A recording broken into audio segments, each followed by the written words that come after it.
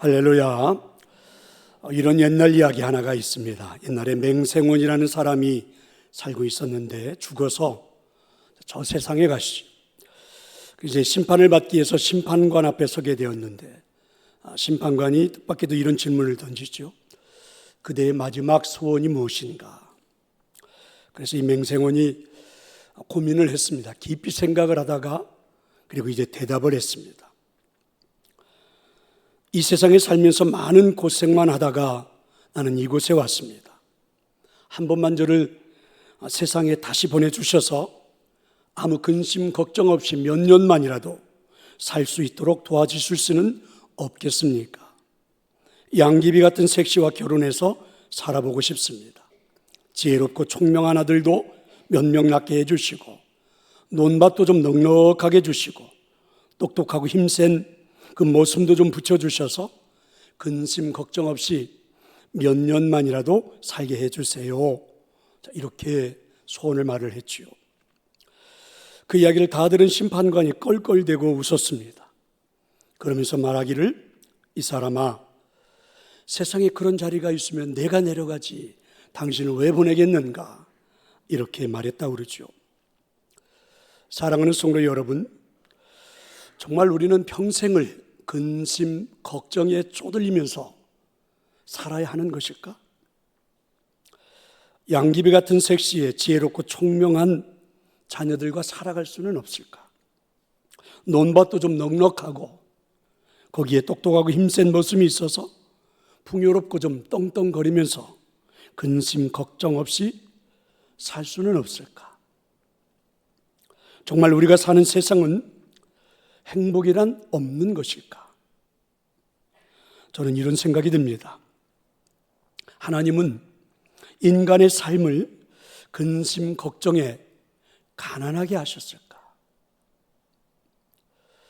이 질문에 대한 답을 찾아보려고 고민을 한 끝에 저는 성경을 보면서 이렇게 느낍니다. 하나님은 분명히 에덴 동산을 아담과 하와에게 선물로 주셨습니다. 무슨 말씀입니까?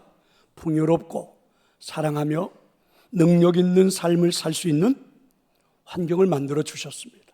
물론 인간의 범죄로 쫓겨나기는 했지만 말입니다. 하지만 하나님은 대책을 우리에게 세워주지 않았을까? 하나님이 정말 우리가 미워서 마냥 불행한 삶을 살도록 그렇게 만들지는 않았을 텐데 말입니다. 여러분은 어떻게 생각하십니까? 우리가 삶에서 한 가지 간과하는 것이 있죠. 우리 자꾸만 환경에 집중을 합니다. 하지만 환경보다 먼저 선행되어야 하는 것이 있지 않을까? 무슨 말이냐면 내게 주어진 환경, 내가 살아가는 삶의 그 모든 모습, 자, 이런 것들을 잘 해석할 줄 아는 뭔가가 있어야 되지 않을까? 내가 살아가는 세상의 삶의 모습을 잘 읽어낼 줄 아는 뭔가 그런 게 있어야 되지 않을까? 여러분, 에덴 동산에서 쫓겨난 인간은 더 이상 이제 에덴 동산과 같은 환경은 아닙니다. 땀도 흘려야만 합니다. 인간의 관계, 부부의 관계도 어색한데 인간의 관계도 어색합니다. 그래서 에덴 동산에서 쫓겨는 났지만 하지만 하나님은 이런 상황에서도 행복을 만드는 그 뭔가 하나님의 대책을 세워두지 않았을까? 그 뭔가가 무엇일까? 그 뭔가가 무엇일까? 저는 그 뭔가를 이렇게 생각합니다. 그 뭔가는 눈에 잘 보이지 않습니다. 분명히 그 뭔가는 하나님과 관계 속에서 생각을 해야 합니다. 그리고 그 뭔가는 우리가 살아가는 삶의 환경 속 세상을 잘 해석하고 판단할 수 있는 그런 멋진 것일 겁니다. 그게 뭘까요? 저는 영성이라고 생각합니다. 에덴 동산에서 인간을 쫓아내셨던 하나님은 우리에게 영성을 주시지 않았을까? 에덴 동산은 인간이 살아가기에는 거의 완벽한 환경입니다. 그런데 범죄했고 결국 인간은 쫓겨났습니다. 이제는 환경이 아닙니다. 어떤 환경이 주어지도 그 환경을 잘 우리가 해석할 줄 아는, 그리고 어떤 환경이 주어져도 그 환경을 잘 다스릴 줄 아는 그 영성을 주시지 않았을까? 하나님은 인간에게 하나님과 소통하면서 그러니까 우리의 환경을 잘 해석하고 다스릴 줄 아는 영성을 주신 것입니다. 그래서 그 영성을 우리가 잘 활용하고 소유하면 행복한 삶을 살 수 있도록 그렇게 대책을 마련해 주신 것입니다. 그러면 여러분, 우리에게는 반드시 필요한 것이 그 영성이 아닐까? 그런데 이제 중요한 건 이거죠. 그럼 그 영성은 구체적으로 무엇일까라는 것입니다. 오늘 본문은 그런 영성을 소유하셨던 한 분을 우리에게 소개해 줍니다. 그분은 바로 예수님이십니다. 누가복음 3장 23절에 보면 이렇게 말씀하죠. 예수께서 가르치심을 시작하실 때에 30세쯤 되시니라. 그러니까 30세쯤 되었을 때 예수님이 이제 세상에 나온 거죠. 사역을 시작하신 겁니다. 사역을 시작하시면서 예수님은 요단강에서 세례 요한에게 세례를 받습니다. 근데 세례를 받을 때에 놀라운 일이 일어나죠. 성령님의 역사가 나타나기 시작했습니다. 누가복음 3장 22절에 보니까 성령이 비둘기같이 형체로 그에 의해 강림하시더니 하늘로부터 소리가 나기를 너는 내 사랑하는 아들이라 내가 너를 기뻐하노라. 하나님의 음성을 들었습니다. 그리고 성령이 비둘기 같은 형체로 임하시는 것을 체험한 것입니다. 자, 이렇게 역사하셨던 성령님은 이제 오늘 우리가 읽은 본문이죠. 오늘 이 본문에 나오는 1절의 말씀처럼 예수님을 광야로 이끄신 것입니다. 40일 동안 광야에서 머물게 하셨어요. 40일을 금식하시면서 말입니다. 아무것도 잡수시지 않은 거예요. 하지만 40일 동안 광야에 머무는 동안 많은 하나님의 은혜를 체험했습니다. 저는 이 상황을 눈여겨보면서 이런 생각이 들어요. 30여 년의 세월이 흘러 이제 드디어 세상에 섰습니다. 사람들 앞에 나오신 겁니다. 그런 날이죠. 요단강에서 세례를 받으실 때 하나님의 음성도 들었습니다. 너는 내 사랑하는 아들이라 내가 너를 기뻐하노라. 그리고 이어서 성령이 비둘기 같은 형체로 예수님의 몸을 감싸기 시작한 겁니다. 예수님이 이 체험을 하면서 얼마나 감격했을까, 얼마나 감동적이었을까. 하지만 예수님에게 비둘기 같은 형체로 임하셨던 성령님은 이내 광야로 예수님을 이끄셨습니다. 40일의 혹독한 시간을 보내게 하시죠. 낮에는 덥고 밤에는 춥고 그리고 온갖 짐승의 위험을 감수해야만 합니다. 거기에다가 생명의 위협을 느낄 수 있는 40일간의 금식이 이어진 거죠. 아무것도 먹지 않았습니다. 성령의 체험이라는 감동은 있었지만 이내 극한 고통의 시간으로 예수님의 이 세상의 삶의 시작, 사역의 시작이 너무 가혹하다는 생각이 들어요. 설상가상으로 성령님은 마귀에게 시험을 받도록 예수님을 인도하시죠. 우리의 삶도 마찬가지가 아닐까? 아니, 제가 인생을 살아보니까 그런 것 같아요. 믿음이 한층 좀 좋아지고 커지고 성숙해지면 사실은 더 좋은 일이 우리 인생에 많이 일어나야 되는 것이 아닐까? 더 큰 복이 좀 임해야 하는 것이 아닐까? 인생을 여러분 이만큼 한 60년, 70년씩 살아왔으면 이제는 좀 여유가 생기고 인생에 좀 쉼도 생기고 뭐 그래야 되는 것이 아닐까? 근데 어떻게 살면 살수록 더 큰 과제가 주어지고 여유보다는 더 분주해지는 것 같고 더 복잡하고 살아가는 인생의 삶에는 큰 사건들도 더 많이 터지고 시련도 많고 시험도 더 큰 것이 찾아오다니 정말 아이러니합니다. 예수님을 광야로 이끄셨던 성령님이십니다.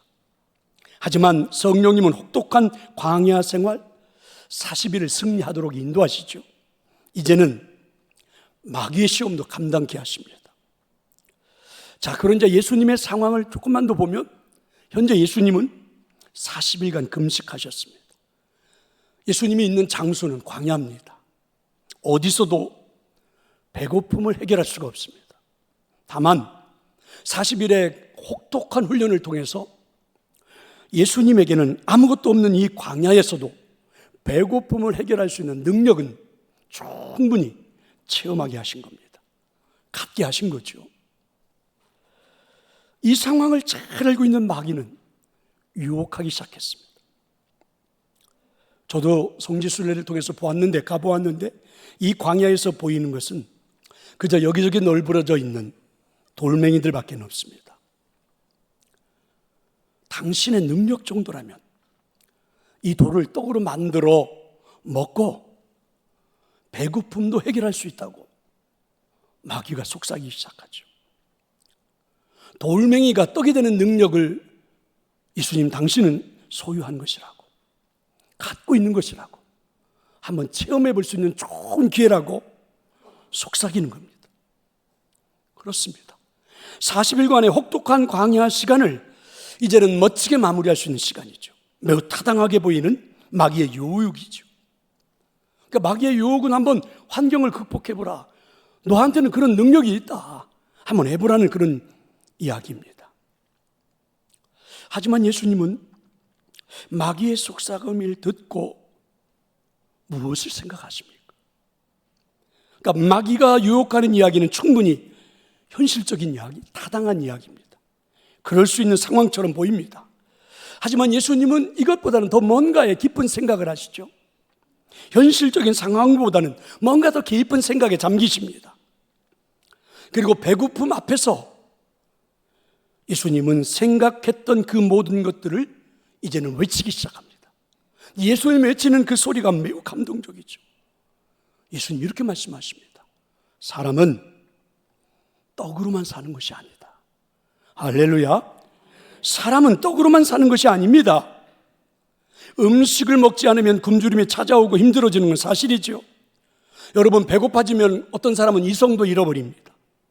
먹는 것이 어느 순간 인생의 전부인 것처럼 해석되어지기도 합니다.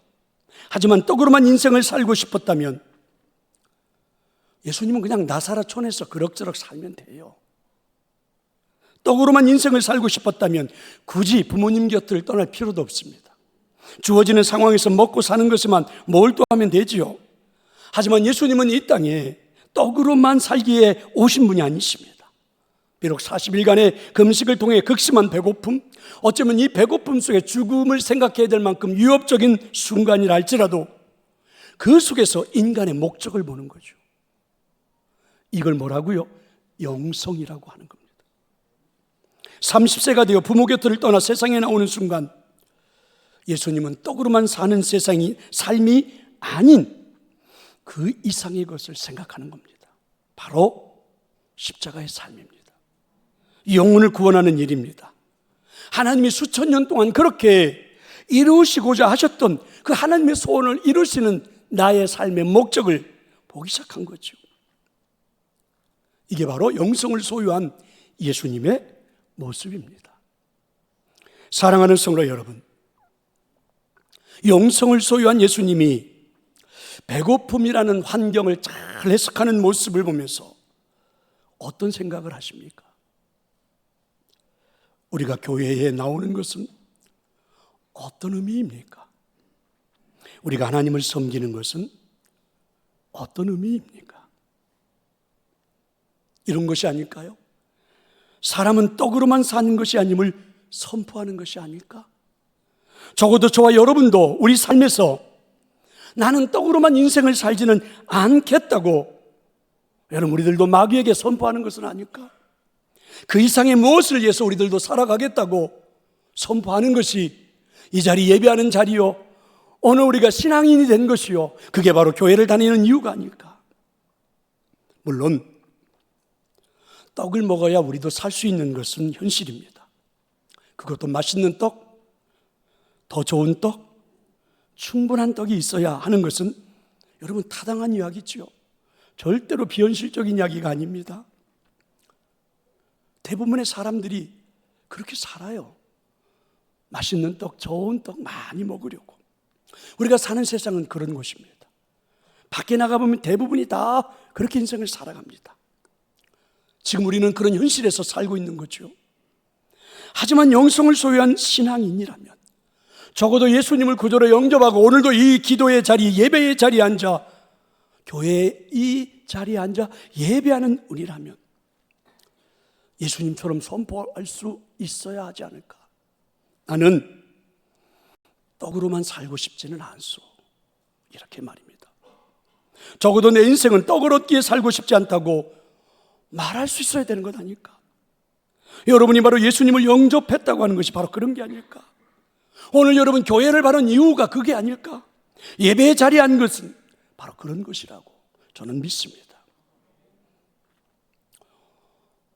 혹시 선포하는 지금의 말씀을 들으면서 이런 생각을 하시는 분은 없습니까? 나는 그런 게 아니에요.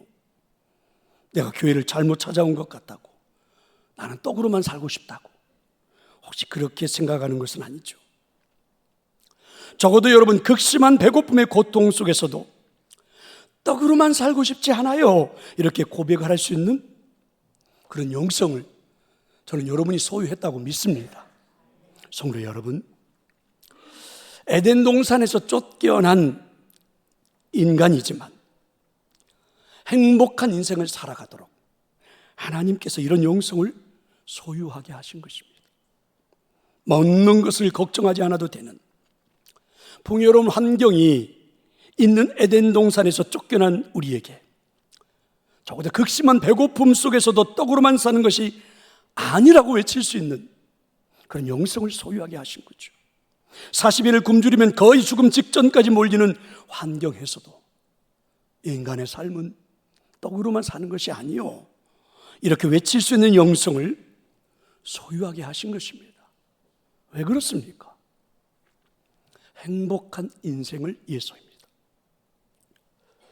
행복한 인생은 떡으로만 되는 것은 아닙니다. 떡을 많이 소유한 만큼 여러분, 근심 걱정도 사라지는 것일까? 가난해서 저녁 먹는 것을 걱정하는 것과 많은 떡을 소유해서 지키고 싶어하는 근심 걱정은 무엇이 더 힘든 것일까? 저는 여러분, 먹을 끼니가 없어서 그 끼니를 걱정하는 그런 가난함 속에서 걱정하고 근심하는 것은 살아봤습니다. 하지만 너무 많은 것을 소유해서 이걸 지키고 싶어 근심하고 걱정하는 것은 살아보지를 못해서 뭐가 더 힘든지는 잘 구분이 가지 않습니다. 중요한 건 떡이 많고 적음으로 여러분, 근심 걱정이 사라지는 것은 아니죠. 그 상황을 잘 해석하고 판단할 수 있는 능력이 필요한 거죠. 생각해 볼래요? 내가 열심히 일해서, 내가 한 달 열심히 일을 해서 소유한 떡을 가지고 여러분, 근심 걱정하지 않으려면 중요한 건 영성이 있어야죠. 여러분, 열심히 한 달을 일해서 소유한 내 떡을 가지고 내 인생은 행복하다, 이렇게 말할 수 있는, 그렇게 생각할 수 있는 영성이 있어야 되고, 그리고 그 행복을 살면서 누릴 수 있는 영성이 있어야 되지 않을까? 저는 여러분 모두에게 예수님의 영성을 소유하는 은혜가 있기를 축원합니다. 예수님을 넘어뜨릴 수 없었던 마귀는 다른 환경으로 이끌어 가시죠. 천하만국이 다 보이는 가장 높은 곳으로 인도하셨습니다. 세상의 권세와 영광이 한눈에 볼 수 있는 곳이죠. 내 앞에서 그 권세와 영광이 펼쳐지고 있습니다. 황홀할 정도로 말입니다. 누구나 매혹될 정도로 말입니다. 마귀는 예수님에게 속삭이기 시작했죠. 내 눈앞에 펼쳐지는 모든 권세와 영광을 너에게 줄 수 있다. 이것을 내가 소유할 수 있게 되었으니 내가 원하는 사람에게 얼마든지 줄 수 있다. 나에게 머리를 숙이면 너에게 줄 수 있다. 예수님은 이런 마귀의 속삭이는 소리를 듣고 외치기 시작했습니다. 나는 하나님께 경배하고 그분만 섬기겠노라. 거절을 하신 겁니다. 거절을 하신 거예요. 이제 세상에 나와 사역을 시작하라는 그 첫 시간입니다. 세상의 모든 권세와 영광이 매력적으로 보입니다. 여러분, 나사렛촌 아버지 밑에서 30년 촌놈으로 살았던 것과는 비교가 되지 않는 세상입니다. 누구나 꿈꾸는 세상처럼 보입니다. 모든 사람이 소망하는 세상이죠. 하지만 예수님은 거절을 하셨습니다. 어떻게 거절을 하셨을까? 아니, 어떻게 거절을 하시지? 눈에 보이는 것만이 아닌 깊은 것을 생각할 수 있었기 때문입니다. 바로 영성이 있었기 때문입니다. 눈에 펼쳐지는 권세와 영광, 잘 알죠? 언제든지 무너질 수 있습니다. 영원할 수 없습니다. 왜 영원할 수 없는 것입니까? 여러분, 눈앞에 펼쳐지는 권세와 영광은 마귀가 소유할 수 있는 것이 아니에요. 마귀가 우리에게 줄 수 있는 것이 아니에요. 마귀는 아담과 하와를 유혹했습니다. 이 선악과를 먹는 순간 눈이 밝아져서 너는 세상의 선과 악을 알게 될 거다. 너는 신처럼 될 거다. 너는 지금부터 내 앞에 권세와 영광이 있다고 마귀가 유혹을 했죠. 그런데 문제가 생겼습니다.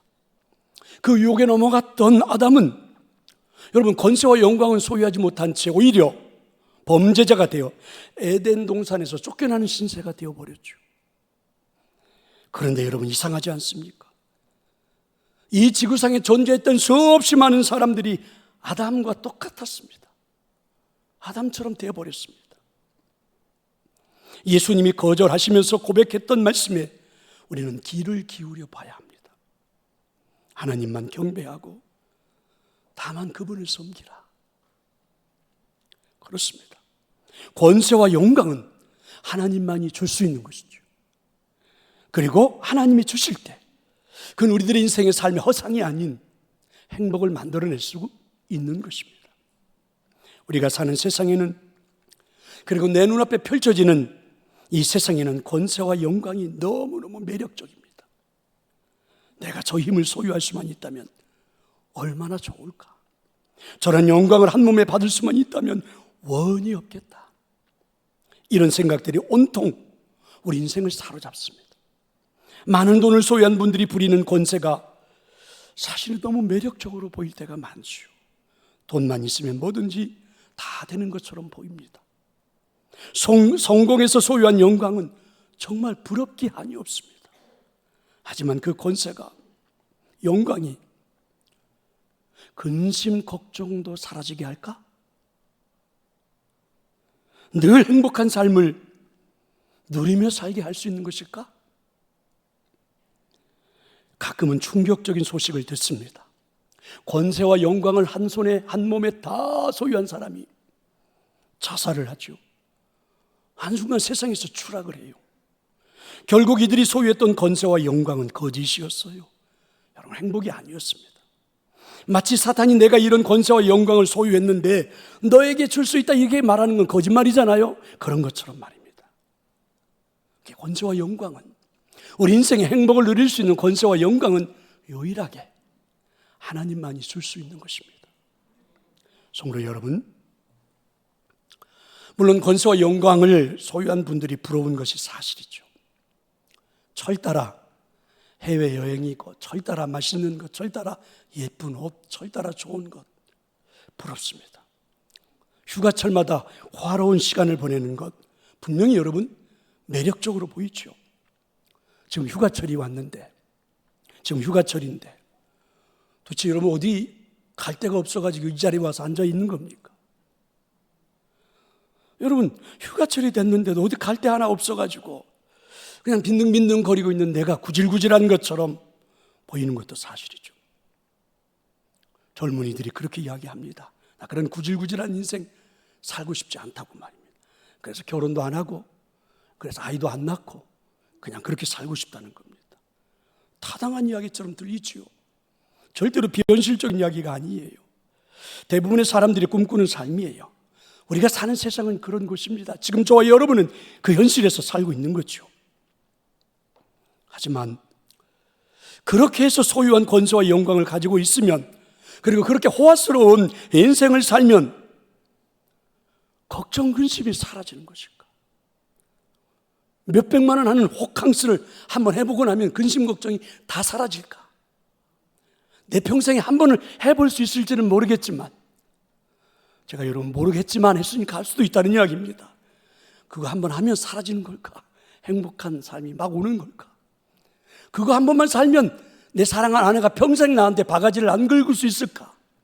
여러분 어떻게 생각하십니까? 비록 화려한 인생은 아니라 할지라도 근심 걱정 없이 살고 싶어요, 이렇게 고백하는 분들도 많이 있지 않습니까? 그러니까 적어도 내 인생의 삶의 목적이, 방향이 권세와 영광을 위한 것이라고 만약에 여러분이 정했다면 반드시 여러분의 인생은 문제가 생깁니다. 그건 허상이기 때문에, 절대로 마귀는 그걸 줄 수가 없기 때문에. 하지만 정말 여러분이 영성을 소유한 신앙인이라면 예수님을 소유할 수 있어야 되지 않을까? 아니, 예수님처럼 선포할 수 있어야 되지 않을까? 나는 하나님께 경배하고 그분만 섬기겠노라. 나는 권세와 영광을 위해서 사는 인생이 아닙니다. 적어도 내 인생은 그런 영광을 위해서 한평생 살고 싶지 않아요. 하나님을 섬기는 것보다 더 행복한 것은 없어요 라고 말할 수 있어야 되지 않을까? 여러분이 예수님을 영접했다고 하는 것은 바로 그런 겁니다. 오늘 여러분이 교회에 오셔서 예배하고 있는 건 바로 그런 거죠. 오늘 여러분이 예배의 자리에 앉은 것은 바로 그런 것입니다. 혹시 다른 생각을 갖고 계십니까? 나는 그런 게 아니라고, 내가 교회를 잘못 찾아온 것 같다고, 나는 권세와 영광으로 살고 싶다고, 그렇게 생각하는 것은 아니라고 저는 봅니다. 적어도 권세와 영광을 최고라고 생각하는 현실에서도 나는 하나님을 섬기는 것으로 만족합니다. 여러분은 이런 영성을 소유했다고 저는 믿습니다. 성도 여러분, 권세와 영광을 소유했다고 근심 걱정 없이 살아가는 것은 아닙니다. 행복한 것도 아닙니다. 왜냐하면 그것은 허상이기 때문에 그렇죠. 최고의 권세와 영광을 손에 쥐었던 솔로몬은 이렇게 고백합니다. 모든 것이 헛되고 헛되니 헛되도다. 그것은 아침에 보였다가 순식간에 사라지는 안개와 같다. 아침에 화려하게 피었다가 저녁이 되면 시들어 버리는 꽃과 같다. 이렇게 말하더라고요. 여러분, 인간은 이런 탐욕의 눈이 멀 수도 있는 것을 너무나도 잘 알고 계신 하나님이 비록 우리를 에덴 동산에서 쫓아내긴 했지만 마귀의 유혹을 이기며 하나님을 섬길 수 있는 그 영성을 그래서 우리에게 소유하게 하신 거죠. 행복을 위해서 하나님의 영광을 체험케 하는 십자가의 영성을 소유하게 하신 것입니다. 행복을 위해서, 근심 걱정 없는 인생의 삶을 위해서 하나님을 섬기는 것이 최고의 권세요 영광이라고 말씀해 주시는 것입니다. 믿으시기를 축원합니다. 이제 말씀을 마치려고 합니다. 마귀에게 예수님이 시험을 받은, 유혹을 받은 게 하나 더 있거든요. 세 번째 있는데 시간이 너무 지나가서 여러분에게 숙제로 내드립니다. 집에 들어가셔서 꼭 한번 읽어보시고 그 세 번째 유혹을 어떻게 이기셨는지, 여러분은 어떻게 하면 좋은지를 한번 숙제로 남겨드릴 테니까 한번 생각해 보시면 좋겠습니다. 철학사 쇼펜하우어는 그가 쓴 행복론이라는 책에서 재산, 우리가 소유하고 있는 재산에는 세 가지가 있다고 말을 하더라고요. 첫째는 당연히 필요한 재산이 있다는 거죠. 이 재산은 일상을 살면서 꼭 필요한 재산을 말하는데 일용할 양식 정도 해당한다고 할 수 있습니다. 먹고 살아야 되니까. 두 번째는 여유 있는 재산입니다. 남에게 베풀 수 있는 재산을 말하죠. 남에게 주고 싶을 때, 쓰고 싶을 때 쓸 수 있는 그런 여유 있는 재산. 근데 우리에게는 세 번째 재산도 있다고 그래요. 세 번째는 불필요한 재산입니다. 사실은 사람들은 이 재산 때문에 근심도 하고 건강도 잃어버리고 가정도 잃어버리고 자기 명예도 다 잃어버리는 그런 재산이 있다라고 쇼펜하우어는 말을 해요. 저는 이 쇼펜하우어의 행복론에서 말하는 이 재산에 대한 이야기를 들으면서 이런 반문이 생깁니다. 문제는 내가 소유하고 있는 재산을 놓고 구분할 수 있을까 내가? 이건 꼭 필요한 재산, 일용할 양식에 해당되는 재산이라고 나는 구분할 수 있을까? 이것은 여유 있는 재산으로 타인에게 베풀어야 하는 재산, 구분할 수 있을까? 아니, 내가 구분이 가능한가? 여러분, 구분할 수 있겠습니까? 오늘 예배 마치고 집에 돌아가시거들랑 여러분이 가지고 있는 재산 목록 다 뒤져서 다 조사한 다음에 필요한 재산 한번 구분해 보시고, 그리고 타인에게 베풀 재산 한번 구분해 보시고, 불필요한 재산은 다음 주에 다 하나님께 헌금할 수 있기를 바랍니다. 일부 예배도 그랬는데 2부 예배도 똑같나요? 아멘을 하시는 분이 한 명도 없습니다. 그냥 다 웃고만 말지요. 여러분, 안 하겠다는 거죠. 근데 안 하겠다는 게 아니라 사실은 이런 거 아닐까? 구분이 안 돼요. 구분이 가능합니까? 이거는 당연히 필요한 재산, 이거 나누어 줄 수 있는 여유 있는 재산, 이건 내가 가지고 있으면 근심 걱정거리밖에 되지 않으니까 얼른 없애버려야 되는, 구분이 됩니까? 구분이 안 돼요. 왜 구분이 안 될까요? 에덴 동산에서 우리를 쫓아냈지만 행복한 인생을 위해 소유하게 하셨던 그 영성이 사장되었기 때문에, 다 죽었기 때문에, 적어도 내 인생에 발휘가 되지 않기 때문에 그렇습니다. 그러면 왜 우리는 하나님이 소유하게 하신 영성이 다 사장되고 죽어버린 겁니까? 왜 그 영성을 사용하지 못하는 겁니까? 사람은 떡으로만 사는 것이 아닙니다. 하나님께 경배하고 다만 그분을 섬기는 것입니다 라고 외치지 않았기 때문에 그렇죠. 마귀의 유혹을 받을 때마다 예수님처럼 우리도 그렇게 외쳤어야 되는데 우리는 말하지 않았기 때문에, 외치지 않았기 때문입니다. 성도 여러분, 여러분의 영성의 회복을 위해 적어도 근심 걱정 없는, 적어도 내 인생이 행복한 인생이라고 여러분 그렇게 말하고 싶다면, 그렇게 살고 싶다면, 여러분이 한 달 내내 소유한 열심히 일해서 번 그 많은 떡들이 내 인생에 행복을 줄 수 있는 것이라고 여러분 그렇게 인생을 살고 싶다면 마귀의 유혹 앞에서 큰 소리로 외칠 수 있어야 합니다. 사람은 떡으로만 사는 것이 아닙니다. 하나님께 경배하고 다만 그분을 섬기는 것입니다. 여러분이 외치는 것만큼 여러분의 영성은 살아날 것이라고 믿습니다. 여러분의 영성이 살아나는 것만큼 여러분의 인생의 근심 걱정도 여러분이 잘 해결할 수 있고 행복을 누리며 살아갈 줄로 믿습니다. 여러분이 외치는 것만큼 여러분의 삶은 새로워질 것입니다. 결단할 수 있겠습니까? 여러분의 인생의 삶을 이제부터 여러분 오늘 예수님처럼 외치며 고백하며 그런 믿음의 역사가 일어나기를 간절히 축원합니다. 함께 우리 찬양하도록 하겠습니다.